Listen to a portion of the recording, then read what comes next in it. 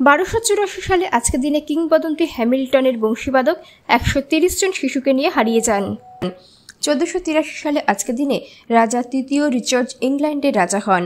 1539 সালে আজকের দিনে চৌসারের যুদ্ধে শেরশাহের কাছে হুমায়ুন পরাজিত হয়।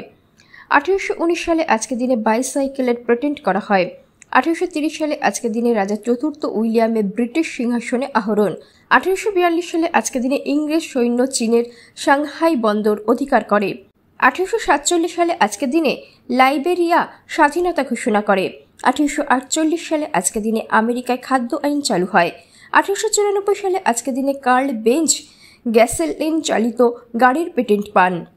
1896 সালে আজকের দিনে আমেরিকায় প্রথম সিনেমা হল চালু হয়। 1924 সালে আজকের দিনে আমেরিকান সৈন্যরা ডোমিনিয়ন রিপাবলিক ত্যাগ করে। 1934 সালে আজকের দিনে প্রথমবারের মতো ব্যবহারিক হেলিকপ্টার উলফ FW-61 আকাশে ওড়ে। 1940 সালে আজকের দিনে দ্বিতীয় বিশ্বযুদ্ধ। 1941 সালে আজকের দিনে ফিনল্যান্ড দ্বিতীয় বিশ্বযুদ্ধে অংশ নেয়। 1945 সালে আজকের দিনে সান ফ্রান্সিসকোতে জাতিসংঘ প্রতিষ্ঠায় বিশ্ব নিরাপত্তা সনদে 50টি দেশের প্রতিনিধিদের স্বাক্ষর। 1945 সালে আজকের দিনে ব্রিটেনের লেবার পার্টি জয়লাভ করার পর উইনস্টন চার্চিল ক্ষমতা থেকে সরে দাঁড়ায়। 1948 সালে আজকের দিনে পশ্চিমা জোট বার্লিনে এয়ারলিফট শুরু করে যখন সোভিয়েত ইউনিয়ন পশ্চিম বার্লিন অবরুদ্ধ করে দেয়। 1952 সালে আজকের দিনে মিশরের রাজা ফারুক তার ছেলে ফুয়াদের কাছে ক্ষমতা হস্তান্তর করেন। 1957 সালে আজকের দিনে গুয়েতেমালার এক নায়ক কার্লোস ক্যাস্টিলো আরমাস নিহত হন। 1959 সালে আজকের দিনে উত্তর আমেরিকার মহাসাগর গামী জাহাজের জন্য সেন্ট লরেন্স সিওয়ে খুলে দেওয়া হয়। 1960 সালে আজকের দিনে সোমালিল্যান্ড ইংরেজদের কাছ থেকে স্বাধীনতা পায়। 1960 সালে আজকের দিনে গণপ্রজাতন্ত্রী মালাগাছি নামে মাদাগাস্কারের স্বাধীনতা লাভ। 1974 সালে আজকের দিনে প্রথমবারের মতো বারকোড ব্যবহার করে কোনো খুচরো পণ্য বিক্রয় হয়।